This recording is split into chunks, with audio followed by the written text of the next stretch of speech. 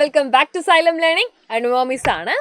15 മിനിറ്റിനുള്ളിൽ അടിപൊളിയായിട്ട് ആദ്യത്തെ ചാപ്റ്റർ ആയിട്ടുള്ള towards A 100-fold yield വിളയിക്കാം 100 Meni പഠിച്ചാലോ? Already അതിനുശേഷം കുറെ ചാപ്റ്റേഴ്സ് പഠിച്ചതുകൊണ്ട് തന്നെ ആദ്യത്തെ ചാപ്റ്റർ നിങ്ങൾ ചിലപ്പോൾ മറന്നു പോയിട്ടുണ്ടാവും. കുഴപ്പമില്ല, 15 മിനിറ്റിൽ നമുക്കതൊന്ന് ഓർത്തെടുത്താലോ? ഓക്കെ. അപ്പൊ ഏറ്റവും ആദ്യം നിങ്ങൾ ഓർക്കേണ്ട കാര്യം എന്ന് പറയുന്നത്, നമുക്ക് എപ്പോഴും നല്ല വിളവ് കിട്ടണമെന്നായിരിക്കും ആഗ്രഹം. എന്ത് കൃഷി നമ്മൾ ചെയ്യുകയാണെങ്കിൽ നല്ല വിളവ് നമ്മൾ ആഗ്രഹിക്കുന്നുണ്ട്. സോ അതിന് വേണ്ടിയിട്ട് നമ്മൾ ഇമ്പോർട്ടൻ്റ് ആയിട്ട് കൺസിഡർ ചെയ്യേണ്ട കുറച്ച് ഫാക്ടേഴ്സ് ഉണ്ട്. എന്തൊക്കെയാണ് അല്ലെ? നല്ല ഇമ്പോർട്ടൻ്റ് ആയിട്ട് നമ്മൾ കൺസിഡർ ചെയ്യേണ്ട ഫാക്ടേഴ്സ് എന്തൊക്കെയാണ്? ഈ ഒരു എക്സ്പെക്ടേഷൻ വേഴ്സസ് റിയാലിറ്റി നിങ്ങൾ മനസ്സിലുണ്ടാവണം. നമ്മൾ ഇത്രയും നല്ലൊരു ചെടി എക്സ്പെക്ട് ചെയ്യെങ്കിലും ചിലപ്പോൾ റിയാലിറ്റി പാളിപ്പോവാൻ സാധ്യതയുണ്ട് അല്ലേ? എന്തുകൊണ്ട് പാളുന്നു എന്ന് ചോദിച്ചാൽ അത് നമ്മൾ കെയർ കൊടുക്കാത്തതുകൊണ്ട് മാത്രമല്ല, അതിനെ ഇൻഫ്ലുവൻസ് ചെയ്യുന്ന കുറച്ച് ഫാക്ടേഴ്സ് കൂടെയുണ്ട്. എന്തൊക്കെയാണ് ആ ഫാക്ടേഴ്സ് എന്ന് പറയുന്നത്? ഫലഭൂഷ്ടമായിട്ടുള്ള മണ്ണ് അല്ലെ, ഫെർട്ടൈൽ സോയിൽ വേണം.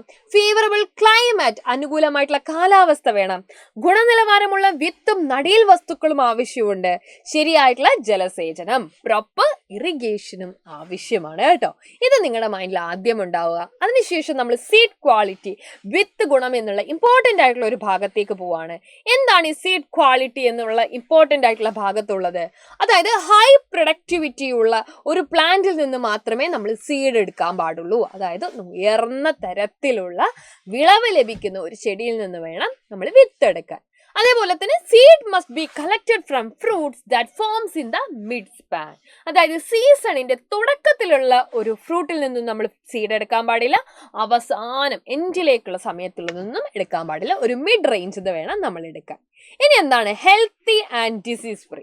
അതായത് ഹെൽത്തി ആയിട്ടുള്ള ഡിസീസ് ഫ്രീ ആയിട്ടുള്ള ഒരു പ്ലാന്റിൽ നിന്ന് വേണം നമ്മൾ എന്ത് ചെയ്യാൻ? ചെടിയിൽ നിന്ന് വേണം വിത്തെടുക്കാൻ.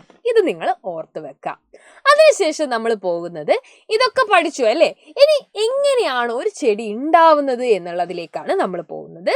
അവിടെയാണ് നമ്മൾ ഇമ്പോർട്ടൻ്റ് ആയിട്ടുള്ള സെക്ഷൽ റീപ്രൊഡക്ഷനും അതേപോലെ തന്നെ വെജിറ്റേറ്റീവ് പ്രൊപ്പഗേഷനും പഠിക്കുന്നത്. ലൈംഗിക പ്രത്യുൽപാദനവും അതേപോലെ തന്നെ കായിക പ്രജനനവും. ലൈംഗിക പ്രത്യുൽപാദനം എന്ന് പറഞ്ഞാൽ എന്താണ്? സീഡിൽ നിന്ന് പുതിയ ചെടി ഉണ്ടാവും അല്ലെ? A plant formed from a seed. ഒരു plant form from a seed, that is എന്ത് പറയും നമ്മൾ അതിനെ? Sexual reproduction.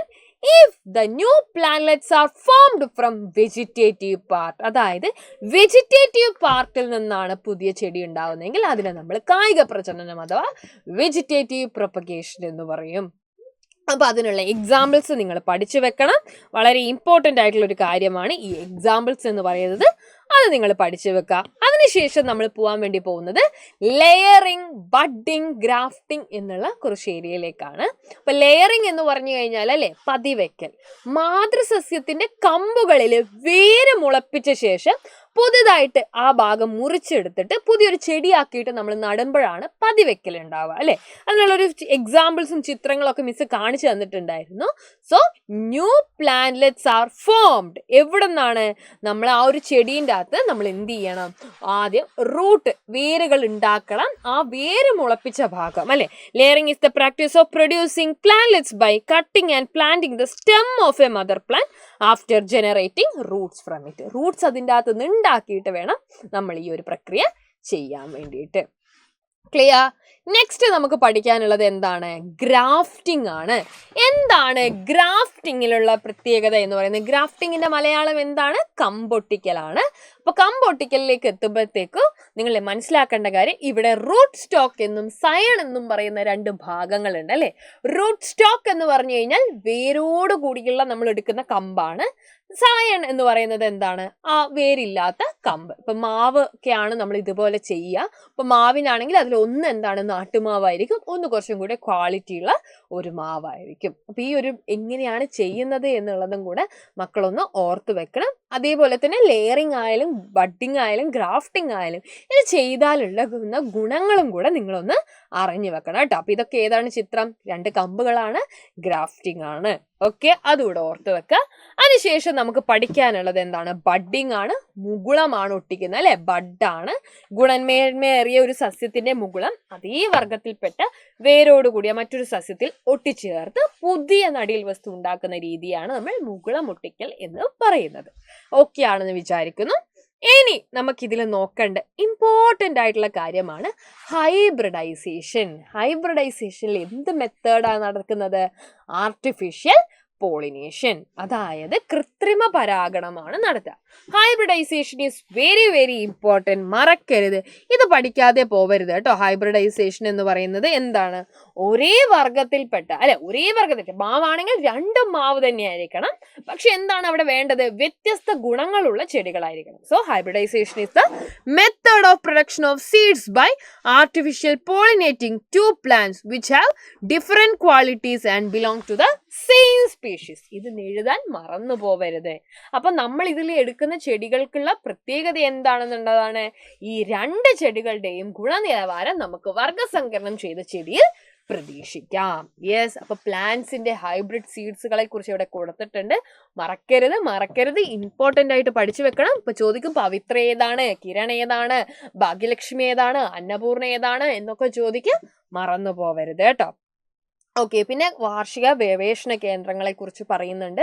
അതുകൂടെ ഒന്ന് വായിച്ചു നോക്കുക, ഇത് നിങ്ങൾക്ക് എളുപ്പമായിരിക്കും. അടുത്തത് നമ്മൾ ഉപയോഗിക്കുന്ന പലതരം വളങ്ങളുണ്ട് അല്ലേ? അതിൽ ജൈവ വളങ്ങളും ഉണ്ട്, അതേപോലെ തന്നെ നമുക്ക് എന്താ പറയാം, രാസവളങ്ങളും ഉണ്ട്. അപ്പോൾ ഓർഗാനിക് ഫെർട്ടിലൈസേഴ്സും കെമിക്കൽ ഫെർട്ടിലൈസേഴ്സിനെയും കുറിച്ച് നിങ്ങളൊന്ന് മനസ്സിലാക്കി വെക്കണം. അപ്പോൾ ഓർഗാനിക് ഫെർട്ടിലൈസേഴ്സ് അല്ലെങ്കിൽ നമുക്ക് എന്ത് പറയാം, ജൈവ വളങ്ങൾ, ഇവരാണ് എന്നുണ്ടെങ്കിൽ എന്താണ്, അത് ഓർഗാനിക് മാറ്റേഴ്സ് എന്നാണ് നമുക്ക് കിട്ടുക, ജൈവമായിട്ടുള്ള വസ്തുക്കളിൽ നിന്നാണ് നമുക്ക് ലഭിക്കുക. അതുകൊണ്ട് തന്നെ കൂടുതൽ അളവിൽ അത് ആവശ്യം ഉണ്ടാവും, മണ്ണിനൊരു ദോഷവും ഉണ്ടാക്കുന്നില്ല അല്ലെ? അതേപോലെ തന്നെ ചില സമയത്ത് നമുക്ക് ഇതിനുള്ളൊരു പ്രശ്നം എന്ന് പറഞ്ഞാൽ ചിലപ്പോൾ നമ്മുടെ മണ്ണിന് ആവശ്യം എന്തായിരിക്കും, ഫോസ്ഫറസ് ആയിരിക്കും. പക്ഷെ ജൈവ വളം ഇട്ടതുകൊണ്ട് കുറച്ച് ഫോസ്ഫറസ് കിട്ടട്ടെ എന്ന് വിചാരിച്ചാൽ പറ്റത്തില്ല. എല്ലാം ഒരു നിശ്ചിത ഘടകം മാത്രമായിട്ട് നമുക്ക് നൽകാൻ വേണ്ടി പറ്റത്തില്ല. അതേസമയം രാസവളമാണെങ്കിൽ, രാസവളത്തിനുള്ള ഏറ്റവും വലിയ ബെനിഫിറ്റും അതാണ് കേട്ടോ. അതായത് നമുക്ക് ആവശ്യമുള്ള ഒരു ഘടകം മാത്രമായിട്ട് നൽകാൻ വേണ്ടി സാധിക്കും. അതേപോലെ തന്നെ വലിയ പ്രശ്നങ്ങളുണ്ട്. അമിതമായിട്ട് നമ്മളിങ്ങനെ രാസവളങ്ങൾ കൊടുത്തു കഴിഞ്ഞാൽ അത് മണ്ണിന്റെ ഫലഭൂഷ്ഠതയെ നശിപ്പിക്കുന്നതായിരിക്കും. കുറഞ്ഞ അളവിൽ മാത്രമേ നമുക്ക് രാസവളങ്ങളെ ആവശ്യമുള്ളൂ. രാസവസ്തുക്കൾ കൊണ്ടാണ് ഇത് നിർമ്മിക്കുന്നത്. യെസ്, അടുത്തതായിട്ട് നിങ്ങൾ ഇതിൽ പഠിച്ചു വെക്കേണ്ടത് കീടനിയന്ത്രണ രീതികളെ കുറിച്ചാണ്.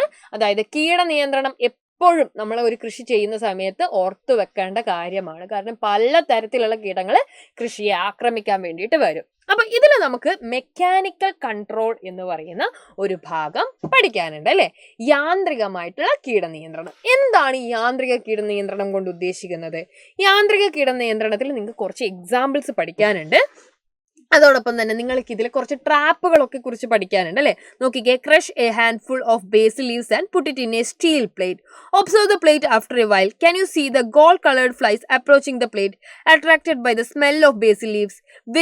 Vegetable plants can be protected by destroying these flies. These methods of controlling pests by removing them manually or using a trap is called mechanical control. അപ്പോൾ ഒരു ട്രാപ്പ്, കെണി ഒരുക്കിയിട്ട് കിടങ്ങളെ നശിപ്പിക്കുന്ന രീതിയാണിത്. ഇനി നമുക്കിതിൽ ജൈവ മാർഗങ്ങളുണ്ട്, ജൈവ നിയന്ത്രണ മാർഗങ്ങളുണ്ട്. അപ്പം ലേഡി ബഗിനെ കുറിച്ചും ട്രൈക്കോഗ്രാമയെ കുറിച്ചും നിങ്ങൾ മറന്നു പോവരുത്. തവള, ഇതിനൊക്കെ എന്താണ്, നമ്മുടെ മിത്ര കീടങ്ങളാണ്. ചിലപ്പോൾ എന്ത് ചെയ്യും, അവര് നമ്മുടെ ചെടിയെ നശിപ്പിക്കാൻ വരുന്ന കീടങ്ങളെ ഇവർ തന്നെ തിന്നങ്ങ് നശിപ്പിച്ചോളും. അതുകൊണ്ട് നമുക്ക് വലിയ പ്രശ്നമൊന്നുമില്ല, ഗുണം മാത്രമേ ഉള്ളൂ. ഓക്കെ, അപ്പൊ ബയോളജിക്കൽ പെസ്റ്റ് കൺട്രോൾ മറക്കണ്ട. ഇനി ഇതിൽ വരുന്ന ഒരു ഇമ്പോർട്ടൻ്റ് ആയിട്ടുള്ള ഭാഗമാണ് പെസ്റ്റിസൈഡ്സ് എന്ന് പറയുന്നത്. ഈ പെസ്റ്റിസൈഡ്സിനെ കുറിച്ച് നിങ്ങൾക്ക് പലതരത്തിലുള്ള ക്വസ്റ്റ്യൻസും വിചാരിക്കാം കേട്ടോ. അതായത് പെസ്റ്റിസൈഡ്സ്, കീടനാശിനി നിയന്ത്രണത്തെ കുറിച്ചുള്ള പോസ്റ്റർ തയ്യാറാക്കുക, ഇങ്ങനത്തെ ജനറൽ ക്വസ്റ്റ്യൻസും ഈ ഒരു ഭാഗത്തു നിന്ന് നിങ്ങൾക്ക് വേണമെങ്കിൽ പ്രതീക്ഷിക്കാം. അപ്പോൾ എല്ലാ ഭാഗത്തു നിന്നും ഇങ്ങനത്തെ ക്വസ്റ്റ്യൻസിനും കൂടെ നിങ്ങൾ എന്ത് ചെയ്യണം, പ്രിപ്പയർ ആയിരിക്കണം. അപ്പൊ നമുക്ക് ഇതിൽ പെസ്റ്റിസൈഡ്സിനെ കുറിച്ചും നമ്മൾ ഫെർട്ടിലൈസേഴ്സ് പഠിച്ച പോലെ തന്നെ പെസ്റ്റിസൈഡ്സും രണ്ട് തരത്തിലുണ്ട്. കെമിക്കൽ ഫെർട്ടിലൈസേഴ്സും അതേപോലെ തന്നെ ഓർഗാനിക് ആയിട്ടുള്ള പെസ്റ്റിസൈഡ്സും. കെമിക്കൽ പെസ്റ്റിസൈഡ്സ് എന്ന് പറയുമ്പോൾ നമ്മുടെ എൻഡോസൾഫാനൊക്കെ ഇല്ലേ, അതൊക്കെ കെമിക്കൽ പെസ്റ്റിസൈഡ്സ് ആണ്. ഓർഗാനിക് പെസ്റ്റിസൈഡ്സ് ആകുമ്പോൾ നമുക്ക് എന്തൊക്കെയാണ് പഠിക്കാനുള്ളത് നോക്കിക്കേ. Tobacco decoction, Neem oil emulsion, garlic കാന്താരി, ഇതൊക്കെയാണ് നമ്മൾ പഠിക്കുന്ന ഓർഗാനിക് ആയിട്ടുള്ളത്. അതുകൊണ്ട് തന്നെ എന്താണ് ഓർഗാനിക് പെസ്റ്റിസൈഡ്സിന്റെ ഗുണം എന്ന് പറയുന്നത്? അത് വലിയ രീതിയിലൊന്നും അല്ലെ നമ്മുടെ കൃഷിക്കോ അല്ലെങ്കിൽ ആ കൃഷി ചെയ്യുന്നിടത്തുള്ള ഇതുപോലത്തെ മിത്രകീടങ്ങൾക്കോ വലിയ പ്രശ്നമൊന്നുമില്ല, വേറെ ആളുകൾക്കും വലിയ ബുദ്ധിമുട്ടൊന്നുമില്ല. അതേസമയം നമ്മൾ ഓർഗാനിക് ആണതിന് പകരം നമ്മുടെ ഈ പറയുന്ന കെമിക്കൽ പെസ്റ്റിസൈഡ്സ് ആണ് യൂസ് ചെയ്യുന്നത്. നിങ്ങൾ എൻഡോസൾഫാന്റെ കഥ തന്നെ കേട്ടിട്ടില്ലേ അല്ലേ? ഒരു നാട്ടിലെ ആളുകൾക്ക് മുഴുവൻ എന്താണ് ഇത്തരത്തിലുള്ള പ്രശ്നങ്ങൾ ഉണ്ടാവുകയാണ്. അപ്പോൾ ആ ഒരു കാര്യം മക്കൾ ഓർത്ത് വെക്കണം. അപ്പോൾ കെമിക്കൽ പെസ്റ്റിസൈഡ്സ് കൊണ്ട് നമുക്ക് എന്തുണ്ട്, ദോഷവും ഉണ്ട് എന്നുള്ളത്. അപ്പോൾ ഇതിൽ ടുബാക്കോ ഡിക്കോഷൻ ആണ് നിങ്ങൾക്ക് പഠിക്കാനുള്ളത്.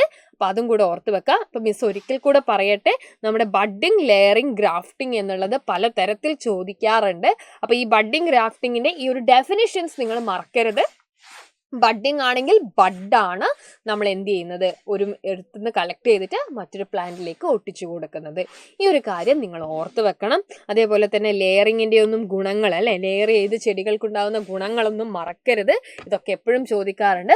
മാതൃസസ്യത്തിൻ്റെ ഗുണങ്ങൾ അതേപോലെ ഉണ്ടാവുന്നത് ഏത് മെത്തേഡിലാന്ന് ചോദിച്ചാൽ എന്താ ഉത്തരം പറയാ? അത് ലെയറിങ്ങിലാണ്, അല്ലേ. ചെടിയുടെ വലുപ്പം കുറവായിരിക്കും, അതുപോലെ തന്നെ ആയുർദൈർഘ്യമൊക്കെ കുറവായിരിക്കും, വേഗത്തിൽ പൂക്കുകയും കായ്ക്കുകയും ഒക്കെ ചെയ്യും, തായ്വേര് പടലം ഉണ്ടാവില്ല എന്നതൊക്കെ ലെയറിങ്ങിന്റെ പ്രത്യേകം ഇമ്പോർട്ടൻ്റ് ആയിട്ടുള്ള പോയിന്റ്സ് ആണ്. അപ്പോൾ ഇതിലൊന്നും മറക്കാനുള്ള സാധ്യത ഉണ്ടാവരുത്. അതുപോലെ തന്നെ ഈ നാഗപതിവയ്ക്കൽ, സർപ്പന്റൈൻ ലെയറിങ് എന്നുള്ള ഭാഗം, ഇതൊന്നും മറന്നു പോവാതെ തന്നെ മക്കൾ നോക്കി വെക്കുക. എന്തായാലും നിങ്ങൾക്ക് അടിപൊളിയായിട്ട് എഴുതാൻ വേണ്ടി പറ്റും. കുറച്ച് കാര്യങ്ങൾ മാത്രം വളരെ ഇമ്പോർട്ടൻ്റ് ആയിട്ട് ഓർത്ത് വെക്കുക. അപ്പോൾ എല്ലാവർക്കും ഇന്നത്തെ വീഡിയോ യൂസ്ഫുൾ ആവുമെന്ന് വിചാരിക്കുന്നു. അടുത്ത വീഡിയോയിൽ നമുക്ക് വീണ്ടും കാണാം.